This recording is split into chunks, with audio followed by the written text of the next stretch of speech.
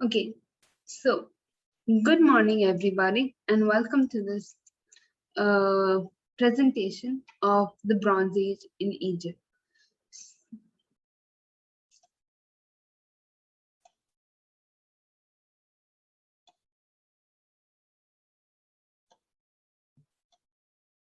So, the Bronze Age in Egypt consisted of agriculture, technology, trade, writing, and of course, we all know about the Great Pyramid of Giza.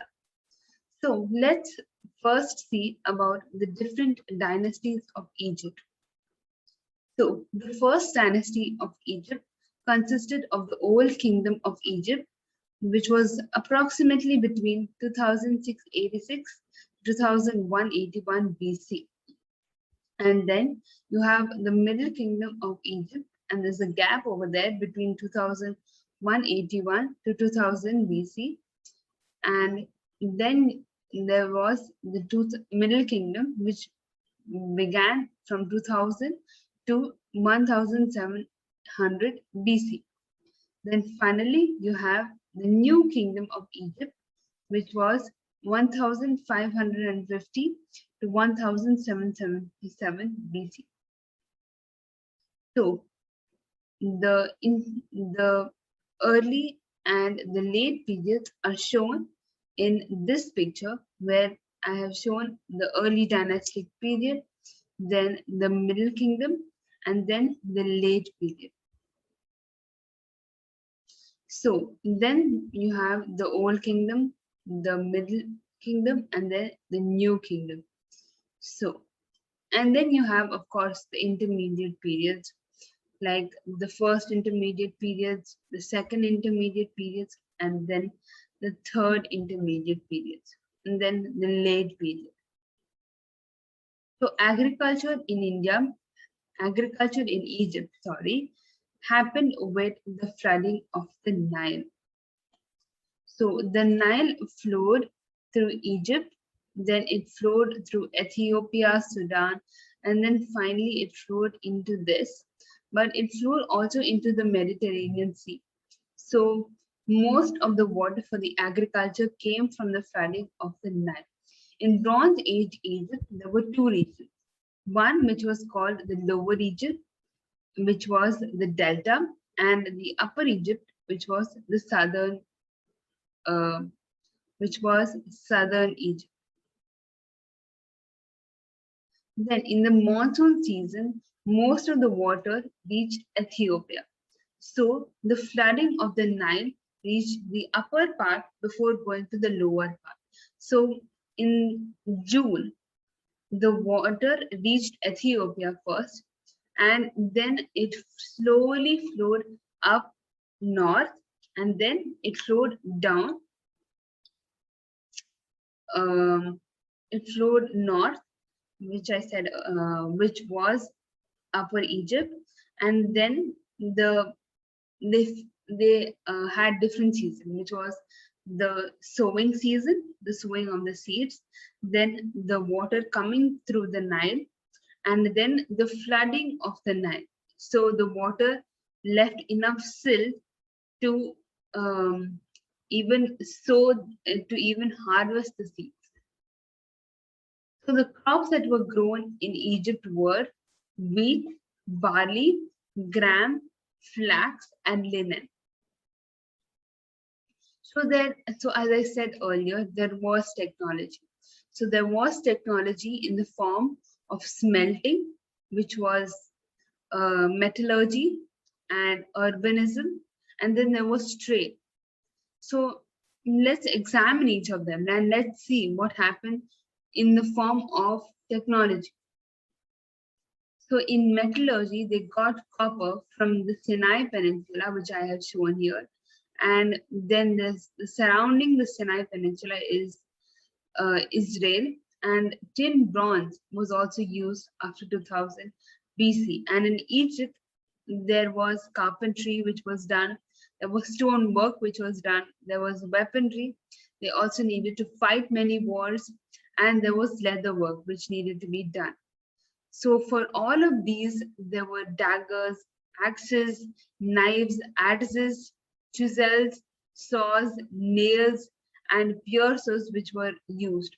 So for weaponry, obviously you need daggers, and probably the lesser people, the peasantry, they used knives, and for carpentry you used to use saws and maybe some axes.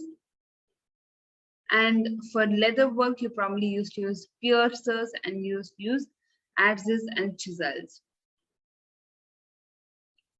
So, in the form of urbanism, the cultural center of the Old Kingdom was called Abydos, and the first capital of the Old Kingdom was Memphis. And as you can see in this picture,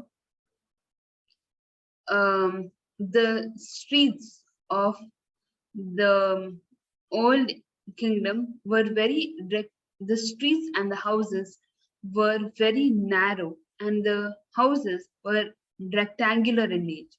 So the towns were divided into 4 quarters, and each quarter had a temple. So these temples developed into temple towns because temples had one temples were because towns and temples were interlinked with each other, and these towns developed into temple towns, as I said earlier, and the towns developed into pyramid towns as well. So in this picture I have illustrated one uh, uh, a picture that is a temple town. So this is kept in the Egyptian Museum at Cairo, which is the present capital of Egypt. So pyramid towns are basic. So you need men to develop these pyramids, right? So in these towns, half of them were dedicated to building the pyramids, and half of them were used had houses, because all of these men.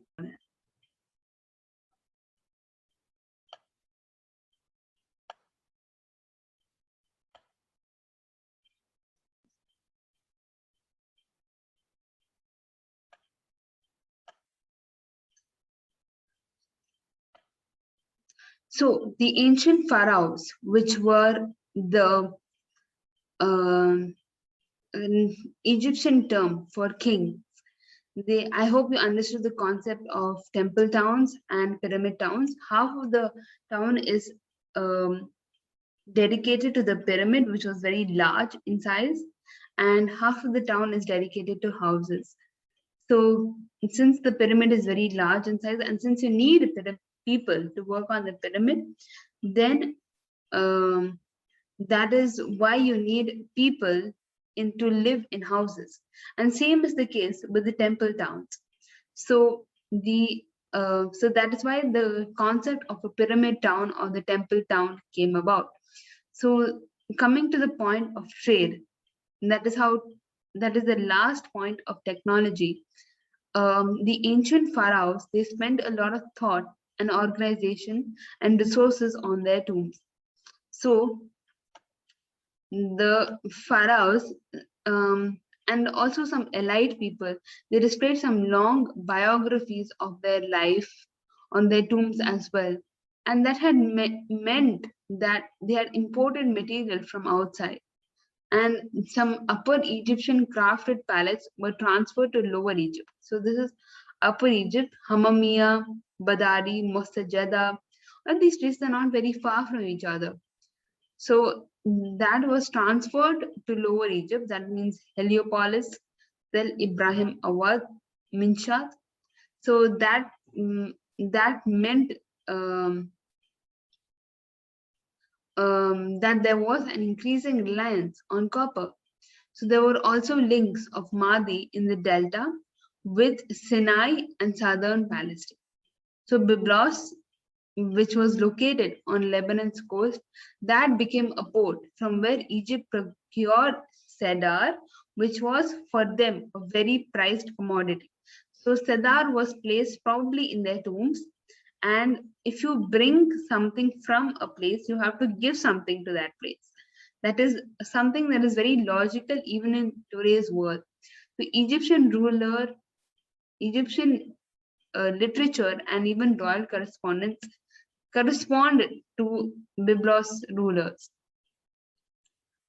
So what they brought to Byblos was fine linen garments, and they said, "We want to procure cedar from your country." And they also brought extensively carved stone cups, which was a work of the stonework.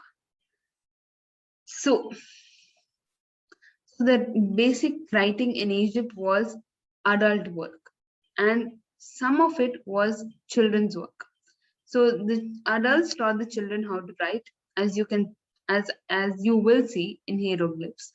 So they drew picture signs according to a canon that is rectangular in shape, and canon of size and a proportion of figures on papyrus, which is the ancestors to today's papers, or the predecessor of today's paper, on temples and tomb walls. Their first writing system was the handling of papyrus and reed brushes. So reed is very hard, and this was logographic, which meant that one sign represented only one thing. That one thing can be any one animal, any one place, and they maintained this logographic system till about 4th century AD. That means about late period. And soldiers on royal expeditions were given tokens that were shaped like different bread variants, that is, variants of bread, and numerals as well. So they had to draw those numerals, like 6 or something like that. 6 in Egyptian writing. And these denoted how much bread the holder was entitled to collect. In this case, the soldier was entitled to collect at appropriate times. So when it comes to hieroglyphs, it probably began in early Egypt, and its aesthetic properties were what made it stand out. So the person who was drawing the hieroglyphs was obviously an adult, and the scribe, that is the adult, was an artist who used reed pens, who used thin and thick brushes. In this case, it was a thin brush. In this case, it was a thick brush. And in this case, it was soot, and in this case, it was a red ochre cake. So I've put both of these pictures to show the difference between both of them. And they used pointed erasers to see that, hey, I made a mistake. Please see that I and to see since I made a mistake, I have to erase it. So they were very closely spaced. So if you see this person's leg, and if you see the thing that he is drawing on, then you can see that they are not very far apart from each other. It was basically an adjunct to art. And even here, the line that is drawn from the pharaoh's crown is almost blended into the numeral or the art that he is drawing. So it really was an adjunct to art. So here is the Narmer palette. The Narmer palette is located in the Egyptian museum, and it shows the people who are going on a military expedition. And here is the general who is leading them. Well, in this case, the Egyptian museum is located, since in the Egyptian case, the general is going behind them, so that, because he's a person of great importance. And here is not a very significant sign. It was considered an inauspicious sign, and it also shows Narmer as a bull. So that is, and on top of them, you can't see it in this picture. It is also showing Nar Mer in hieroglyphic science. So here are some, the top of the Narmer palette, if you see it in any book or in any picture, it will show like this kind of picture, the one that I'm drawing right now. Okay, so here is Narmer as a king who's vanquishing a foe, and some birds, and one bird looking on. And here is Narmer's stone bearer or sandalwood bearer. They have said sandalwood bearer, but yeah, so that is what is happening in this picture. That is why Narmer palette is so famous. So what happened with the Great Pyramid of Giza? This is something that represents the apogee or the height of pyramid building. It is located. It is 785 meters wide on each side, and a lot of things were robbed by ancient robbers from the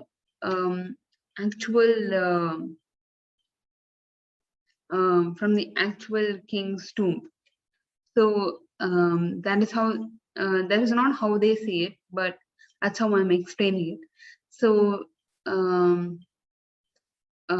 so that is not how they called it in Egyptian terms. So from the actual king's tomb, and there are always people who are guarding the king's tomb and what he is located in, and they always used to speak in Egyptian language, and there were also female rulers who were located in the palace, and the most famous of them was probably, I don't know. I really don't know. I can't remember her name, but yeah. So please forgive me for that. And yeah, so so the Great Pyramid of Giza took about 20 to 25 years to build, and each block of limestone consisted about 2.5 tons, and it had about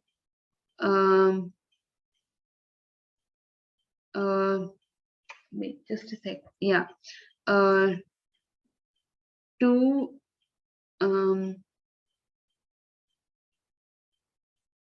25 followed by 5 zeros blocks of limestone. So that is why it represents the apogee of